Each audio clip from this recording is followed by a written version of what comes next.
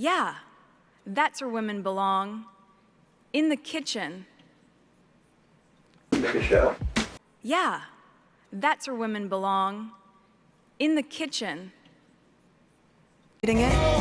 We have two American women, Meghan Markle and Oprah Winfrey, who are single-handedly finishing what George Washington and our revolutionary counterparts did. I'm all for it. Okay. Though is that they do not have royal backing. They're not royal adjacent, so they don't have the proven and legitimate agencies behind them. For two, personally, contemplating killing yourself is what suicidal ideation was. And I'm dancing around this because I can see you're uncomfortable with my even going there. Do you? I understand why you are, though. I wasn't expecting it, but I understand why you are. Is Meghan Markle the most misunderstood royal of our time, or is she a master manipulator hiding behind a carefully crafted image? Her rise from Hollywood actress to Duchess of Sussex made her a global sensation. But along the way, controversies have piled up. From royal fallouts to Netflix deals that sparked outrage, Meghan has become one of the most polarizing figures in the world. Stick around, because by the end of this video, you might see her in a whole new light. Before she became royalty, Meghan Markle was just another aspiring actress trying to make it in Hollywood. Born and raised in Los Angeles, Meghan's journey wasn't easy. Her biracial identity often left her feeling out of place, both in her personal life and in an industry that wasn't always inclusive. Her breakout role as Rachel Zane in Suits brought her fame. But behind the glitz and glamour was someone who struggled to find her footing in an unforgiving industry. She once said, "I never wanted to be a lady who lunches. I wanted to be a woman who works." But little did she know, her life was about to take a dramatic turn. When Meghan met Prince Harry, their love story seemed like something straight out of a fairy tale.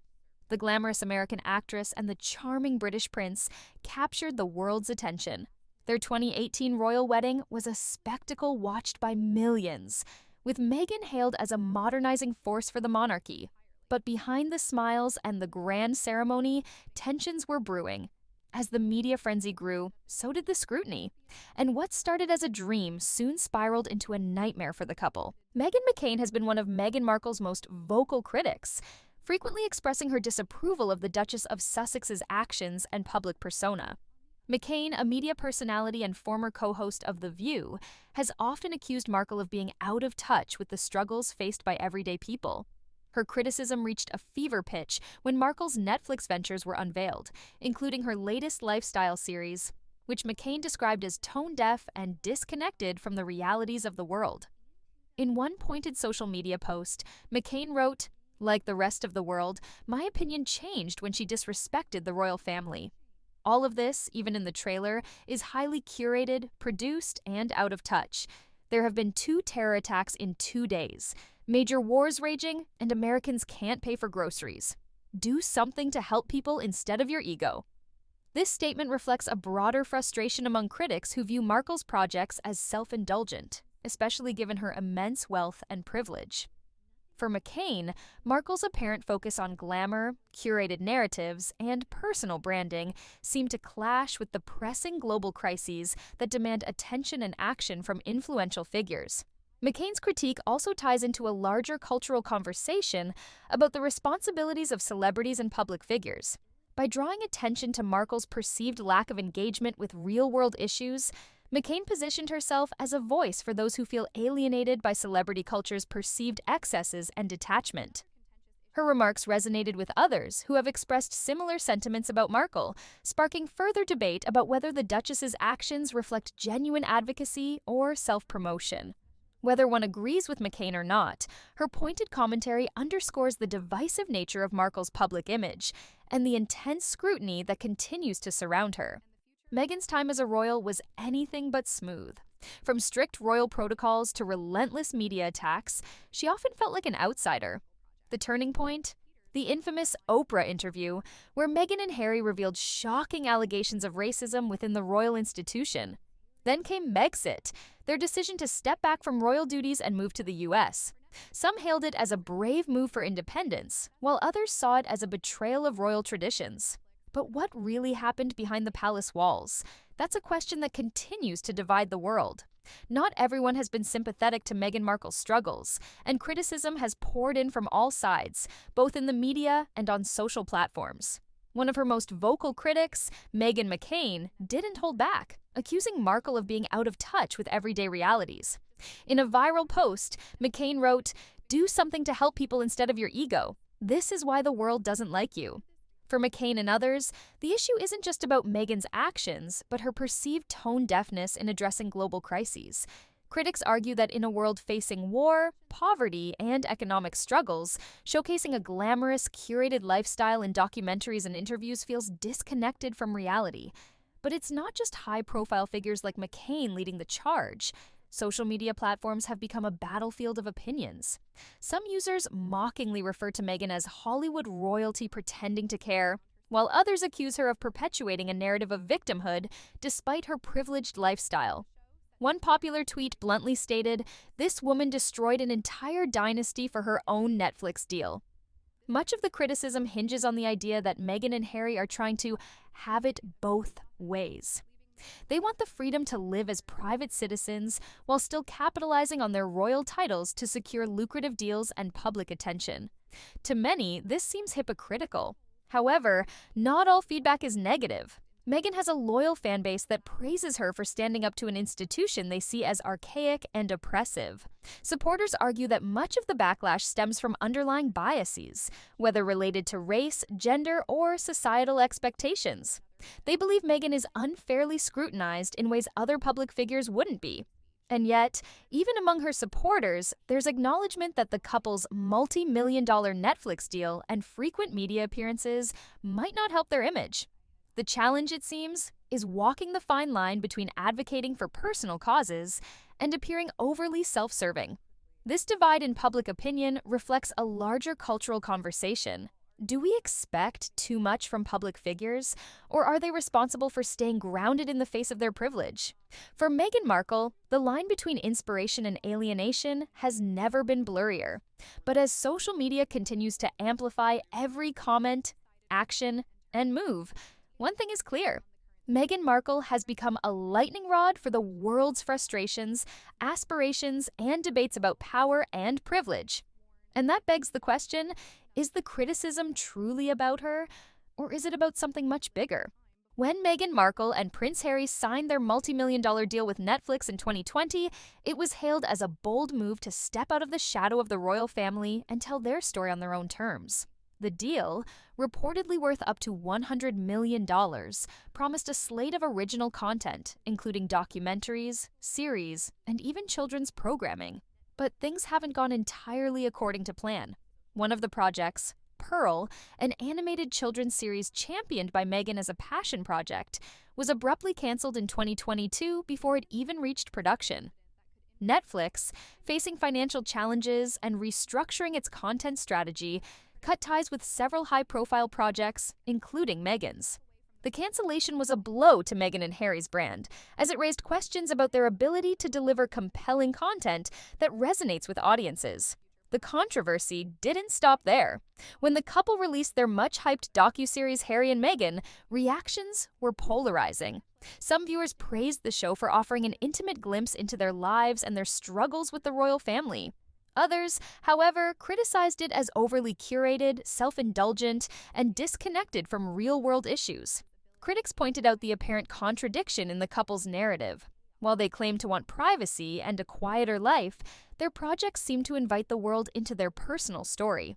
One commentator quipped, "If you want privacy, maybe don't sign a $100 million Netflix deal to air your grievances." Meghan's latest series, a lifestyle program focusing on cooking, homemaking, and celebrity chats, has faced similar backlash. Critics labeled it as tone-deaf, especially during a time when many people are grappling with economic hardships and global crises. Meghan McCain's now infamous remark summed up this sentiment. "The world is on fire, but Meghan Markle is teaching us how to make gourmet donuts." The show also struggled to capture public interest. Reports emerged suggesting that Netflix executives were disappointed with its performance, leading to speculation about its potential cancellation after just one season. If true, this would mark another setback for Meghan and Harry's content ambitions, raising questions about whether their star power is enough to sustain a long-term media career. Despite these challenges, Meghan and Harry remain determined to use their platform to share their narrative and highlight causes they care about. But with the pressure to deliver on their high-profile Netflix deal and the shadow of past cancellations looming, the stakes have never been higher. This raises a broader question.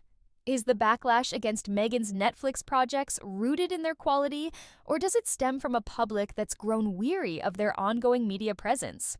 Either way, the cancellation of her series and the mixed reactions to their projects have left many wondering if Meghan and Harry can truly redefine themselves in the media landscape, or if their royal ties will always be both their greatest asset and their biggest obstacle.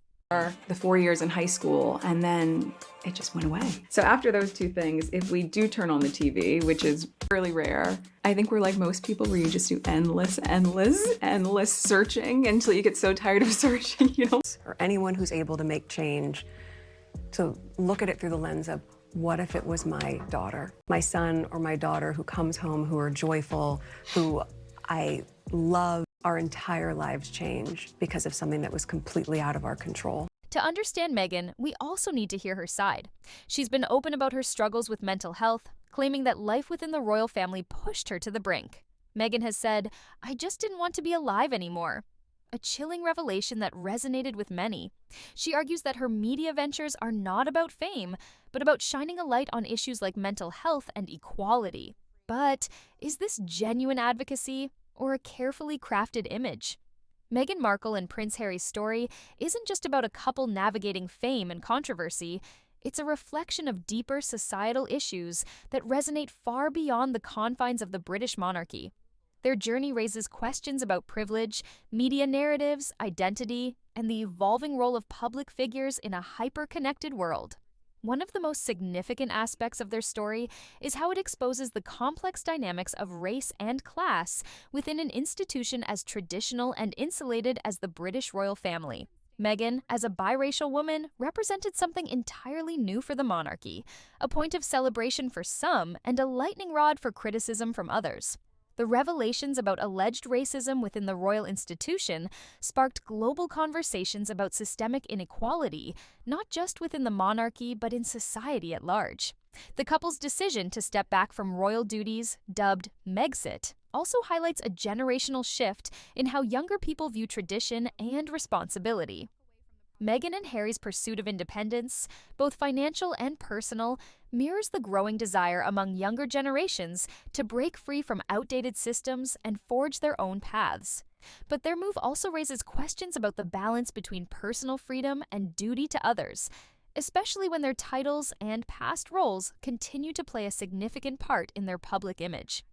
Another layer to their story is the role of the media. Meghan and Harry have repeatedly criticized the British tabloid press for its relentless intrusion and alleged bias, accusing it of fueling misinformation and hate.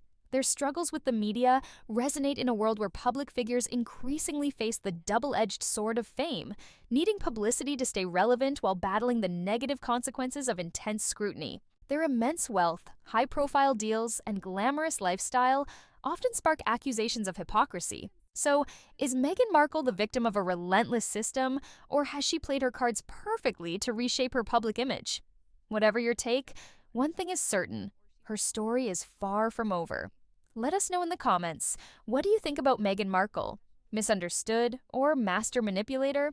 Don't forget to like, subscribe, and hit the notification bell so you never miss out on the latest controversies and breaking stories. Thanks for watching, and we'll see you next time.